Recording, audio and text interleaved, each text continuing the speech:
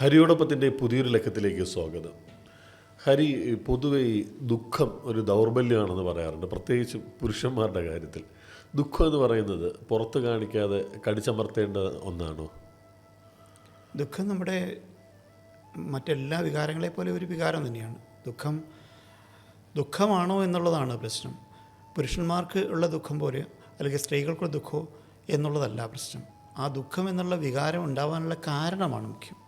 നമുക്ക് എപ്പോഴാണൊരു ദുഃഖം ഉണ്ടാവുക? കാരണം നമുക്ക് വളരെയധികം ഇഷ്ടമുള്ള എന്തെങ്കിലും സംഭവം നമുക്ക് റിപ്പയർ ചെയ്യാൻ കഴിയാത്ത തരത്തിൽ, അല്ലെങ്കിൽ നമുക്ക് അതിനകത്ത് റിട്രൈവ് ചെയ്യാൻ കഴിയാത്ത തരത്തിൽ നഷ്ടപ്പെടുമ്പോൾ അത് തീർച്ചയായിട്ടും അതിഭീകരമായിട്ടുള്ളൊരു ദുഃഖമാണ്.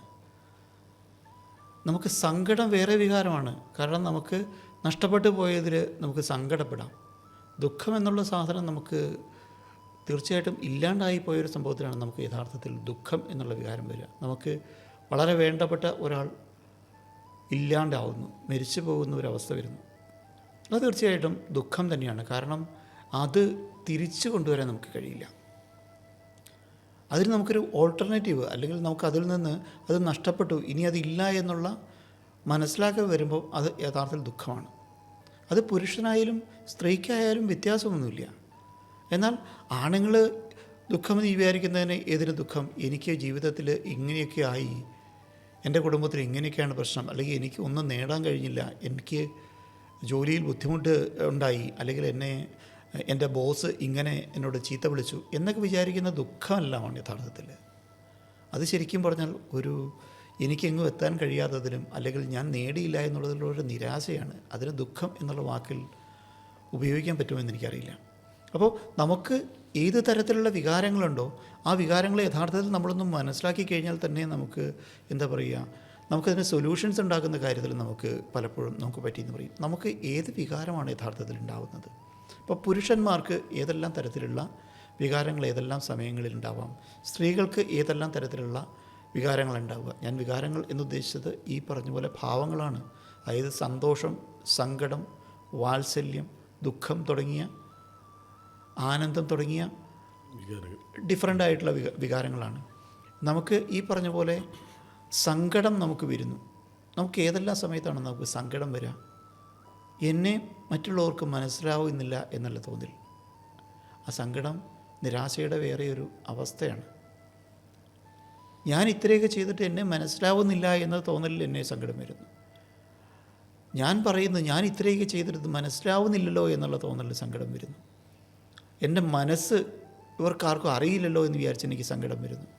ഈ സങ്കടം വരുന്നത് മുഴുവൻ ഒരു നിരാശയാണ്. നിരാശയിൽ നിന്നാണ് ഏറ്റവും കൂടുതൽ നമുക്ക് സങ്കടം വരിക. കാരണം ആശ നശിക്കുന്ന അവസ്ഥ. ഇനി ഞാൻ എന്ത് ചെയ്താലാണ് ഇവരെ വിശ്വസിപ്പിക്കാൻ പറ്റുക? അപ്പം അതൊരു സങ്കടമായി മാറുക. ആ സങ്കടത്തിനപ്പുറത്തേക്ക് ആ നിരാശയിൽ നിന്ന് അത് ആശയിലേക്ക് മാറിയാൽ, ഇവർക്കിത് മനസ്സിലാവുന്നില്ലെങ്കിൽ എങ്ങനെ ഇത് എനിക്ക് മനസ്സിലാക്കാൻ കഴിയും, അല്ലെങ്കിൽ ഇതിലും ബെസ്റ്റായിട്ട് എനിക്ക് എങ്ങനെ പെർഫോം ചെയ്യാൻ കഴിയും എന്ന് അവിടുന്ന് ചിന്തിക്കലാണ് അവിടുന്ന് നമുക്ക് മുമ്പോട്ട് പോകാനുള്ള ഏകമാർഗം. സന്തോഷം എന്നുള്ളതിൻ്റെ ആനന്ദം നമുക്കറിയാം. സന്തോഷം എന്നുള്ളത് സാധനം വളരെ നൈമിഷികമായിട്ടുള്ള ഒരു വികാരമാണ്. കാരണം ഞാൻ എന്തെങ്കിലും നേടി എന്നുള്ളതിനാണ് എനിക്ക് സന്തോഷം. ഞാനൊരു തമാശ പറഞ്ഞിട്ട് മറ്റുള്ളവർ ചിരിച്ചാൽ പോലും അതെനിക്ക് സന്തോഷമാവുമെങ്കിൽ അതെൻ്റെ ഒരു നേട്ടമാണ്. കാരണം ഞാൻ പറഞ്ഞ തമാശ കൊണ്ടാണ് മറ്റുള്ളവർ അത് നേടിയത്, അല്ലെങ്കിൽ അവർ ചിരിച്ചത്.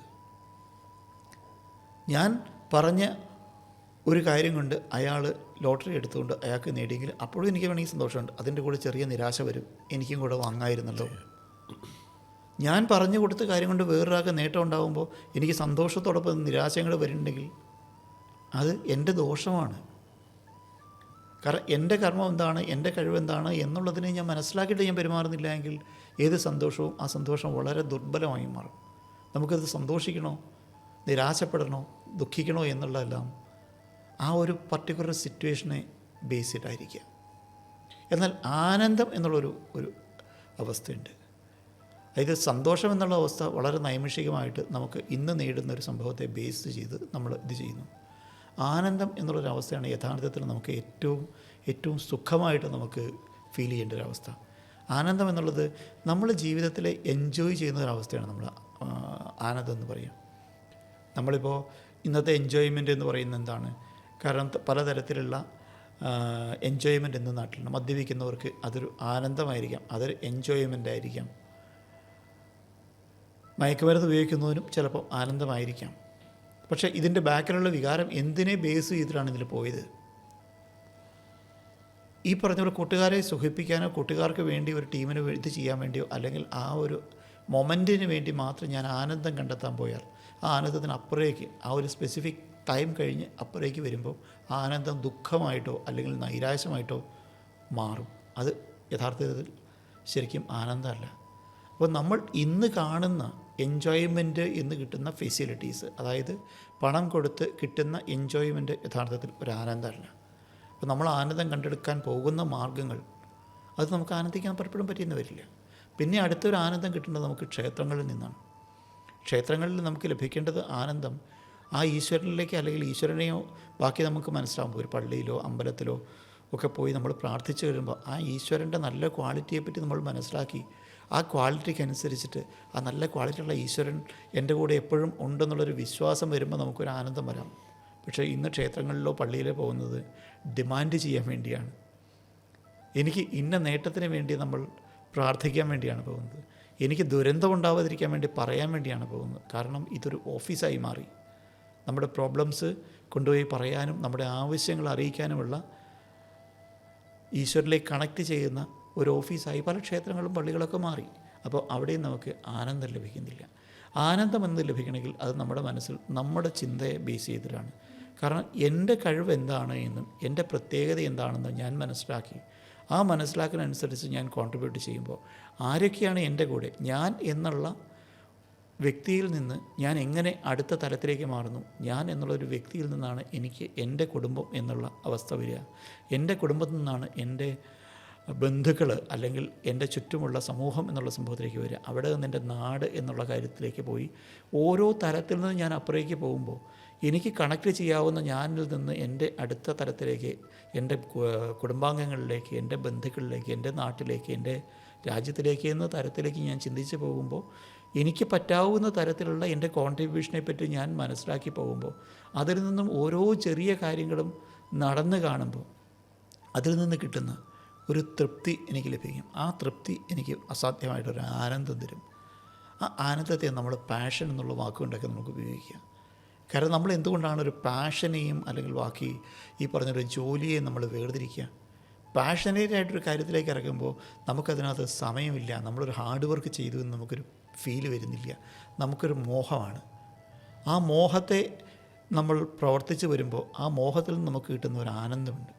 ഒരു നല്ല ഒരു ആർട്ടിസ്റ്റ് അയാൾ അങ്ങോട്ടും ഇങ്ങോട്ടും നോക്കാതെ നിന്ന് പടം വരച്ച് ബാക്കി കിട്ടുമ്പോൾ മറ്റുള്ളവർ അത് ആസ്വദിക്കുന്നുണ്ടോ ഇല്ലയോ എന്നുള്ളതല്ല പ്രശ്നം. അയാൾ ആ ചെയ്യുന്ന സാധനത്തിലേക്ക് കോൺസെൻട്രേറ്റ് ചെയ്ത് അതിനകത്തുള്ള വരുന്ന മാറ്റങ്ങൾ, ആ ഒരു പെയിൻറ്റ് കൊണ്ട് വരയ്ക്കുമ്പോൾ അതിൽ വരുന്ന കളറുകളിൽ കൂടെ അനന്തമായിട്ടുള്ള പല പല കാര്യങ്ങളും അതിൽ കൂടെ ഉരുത്തിരിഞ്ഞ് വരുമ്പോൾ ഡെവലപ്പ് ചെയ്ത് വരുമ്പോൾ അയാൾക്ക് ലഭിക്കുന്ന ഒരു ആനന്ദമുണ്ട്. അത് അയാളുടെ കർമ്മത്തെ ബേസ് ചെയ്തിട്ടാണ്. അപ്പം നമ്മൾ ഏതിനെ ആസ്വദിക്കാൻ നമുക്ക് കഴിയുന്നു, ആസ്വദിക്കാൻ കഴിയുന്ന ആനന്ദം വരും.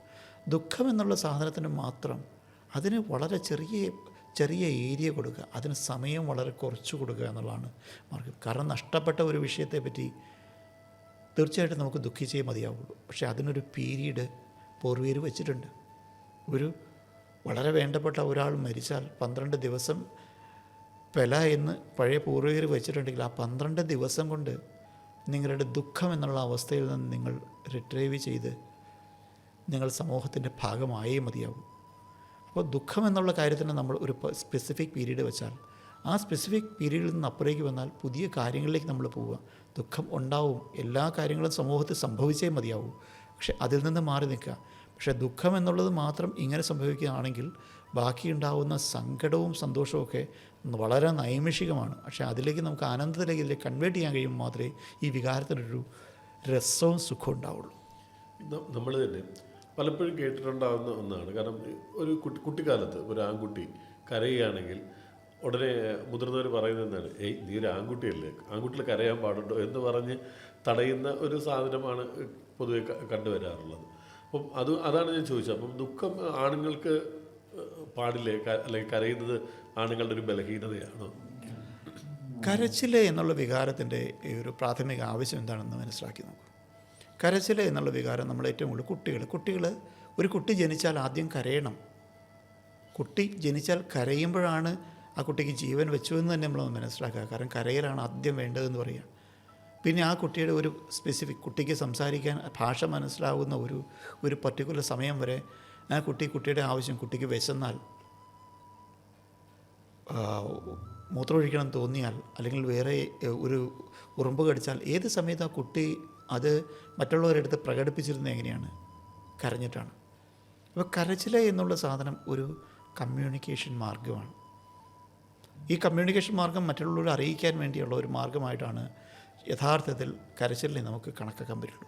വേദന കൊണ്ടുള്ള കരച്ചിൽ പോലും നമുക്ക് വേദനയുണ്ട് എന്നുള്ള സാധനം എക്സ്പ്രസ് ചെയ്യാൻ, കാരണം നമുക്ക് എക്സ്പ്രസ് ചെയ്യുമ്പോൾ, അതായത് നമുക്ക് ഉള്ളിൽ തോന്നുന്ന സംഭവത്തെ നമുക്ക് പുറമേ ആരെ കാണുന്നുണ്ട് ഇല്ല എന്നുള്ളതല്ല, അത് എക്സ്പ്രസ് ചെയ്യുമ്പോൾ വരെ നന്നായിട്ട് ചൂടെടുക്കുമ്പം വേർത്താൽ അത് പുറത്തേക്ക് വന്നാൽ തന്നെ നമുക്ക് വളരെയധികം ആശ്വാസം ഉണ്ടാകുന്നത് പോലെ നമ്മുടെ ഉള്ളിൽ വളരെയധികം സങ്കടങ്ങൾ നമ്മൾ അലയടിച്ച് നിൽക്കുകയാണെങ്കിൽ അത് പുറത്തേക്ക് വന്നാൽ തന്നെ നമ്മളെ സംബന്ധിച്ച് ഉള്ളിലുണ്ടാകുന്ന ആശ്വാസം വളരെ വലുതാണ്.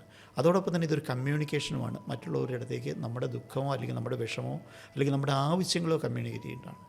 സ്ത്രീകളെ സംബന്ധിച്ചോളം, പുരുഷന്മാരെ സംബന്ധിച്ചോളം ഇതിനകത്ത് രണ്ട് ഡിഫറൻ്റ് ആയിട്ടുള്ള ആവശ്യങ്ങൾ പലപ്പോഴും വരാറുണ്ടായിരുന്നു എന്ന് വിചാരിക്കണം. ഇന്നല്ല. ഇന്നത്തെ കാലഘട്ടം വളരെയധികം മാറി. ഇന്ന് സ്ത്രീയും പുരുഷനും ഈക്വലായിട്ട് തന്നെ തീരുമാനമെടുക്കാനും നടപ്പാക്കാനും അല്ലെങ്കിൽ സെൽഫായിട്ടുള്ള ഇതിൽ നിൽക്കുന്ന ഒരു കാലഘട്ടത്തിലേക്ക് ഇന്നത്തെ ലോകമെത്തി. പക്ഷേ പൂർവ്വ കാലഘട്ടത്തിൽ അല്ലെങ്കിൽ പഴയ കാലഘട്ടത്തിൽ നോക്കൂ. കാരണം കുടുംബത്തെ കാര്യങ്ങൾ നോക്കേണ്ടിയിരുന്നത് പുറമേയുള്ള, അതായത് ആവശ്യമുള്ള കാര്യങ്ങൾ കൊണ്ടു കൊടുക്കേണ്ടിയിരുന്നത്, ആവശ്യമുള്ള എത്തിച്ചു കൊടുക്കേണ്ട ഉത്തരവാദിത്വം, കുടുംബത്തേക്ക് ആവശ്യമുള്ള കാര്യങ്ങൾ കൊണ്ടു കൊടുക്കേണ്ട ഉത്തരവാദിത്വം പുരുഷൻ്റെ ആയിരുന്നു. കുടുംബത്തിൻ്റെ ഉള്ളിലെ കാര്യം നോക്കേണ്ട ഉത്തരവാദിത്വമായിരുന്നു സ്ത്രീക്കുണ്ടായിരുന്നത്.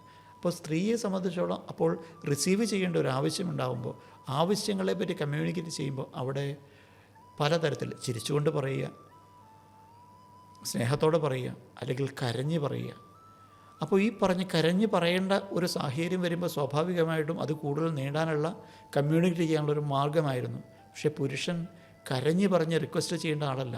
അയാൾ വേണ്ടുന്ന ബോൾഡായിട്ട് നിന്ന് നേടിക്കൊണ്ട് കൊടുക്കേണ്ട ആളാണ് എന്നുള്ള ഒരു കാലഘട്ടം, അല്ലെങ്കിൽ ആ ഒരു കാലഘട്ടം ഉണ്ടായിരുന്നുള്ളതുകൊണ്ടായിരിക്കാം പൂർവികർ ഈ ഒരു തരത്തിൽ ഇതിനെ പറഞ്ഞിട്ടുണ്ടാവുക. കാരണം നീ ആണല്ലേ, നിനക്ക് കരയാവും. കാരണം ആണുങ്ങൾക്ക് കരഞ്ഞുകൊണ്ട് ആരോടാണ് പറയുക? കരഞ്ഞുകൊണ്ട് പറഞ്ഞാൽ കൊണ്ടുതരാൻ ആരുമില്ല. കാരണം നേരെ തിരിച്ച് ഈ പറഞ്ഞ പോലെ സ്ത്രീകളോട് ആണുങ്ങൾ കരഞ്ഞ് പറഞ്ഞാൽ കാര്യം നടക്കുമെന്നുണ്ടെങ്കിൽ കുഴപ്പമില്ല. കാരണം സ്ത്രീകളാണ് മുകളിൽ നിൽക്കുന്നതെങ്കിൽ തീർച്ചയായിട്ടും പറ്റുമായിരുന്നു. നീയാണ് മുമ്പിലേക്ക് കൊണ്ടുപോകാൻ ഉദ്ദേശിക്കുന്നതെങ്കിൽ ചെയ്യാൻ പാടില്ല എന്നുള്ള ഒരു വ്യംഗ്യാർത്ഥമായിരുന്നു പൂർവിക കാലത്തുണ്ടായിരുന്നതെന്ന് വിശ്വസിക്കണം. ഇന്ന് ആ സാഹചര്യം തീർച്ചയായിട്ടും മാറിയിട്ടുണ്ട്. ഇന്ന് ആണും പെണ്ണും കരയേണ്ട സാഹചര്യങ്ങളില്ല. കാരണം ഇന്ന് കരഞ്ഞ് അല്ല നേടുക, അല്ലാതെ തന്നെ ധൈര്യത്തോടെ കൂടി നേടാനുള്ള മാർഗമുണ്ട്. അപ്പോൾ കരഞ്ഞ് കാര്യം നടത്താൻ ശ്രമിക്കേണ്ട ഒരാവശ്യം ഉണ്ടാവാതിരിക്കുക. അത് പുരുഷനായാലും സ്ത്രീയായും കരഞ്ഞല്ല നേടേണ്ടത്, ധൈര്യം കൊണ്ടോ ചിന്ത കൊണ്ടാണ് നമുക്ക് കാര്യങ്ങൾ നേടേണ്ടത്. ഈ വിഷയത്തെക്കുറിച്ചുള്ള നിങ്ങളുടെ അഭിപ്രായങ്ങൾ ഉറപ്പായും കമൻറ്റ് ചെയ്യുക. മറ്റൊരു വിഷയവുമായി വീണ്ടും കാണാം.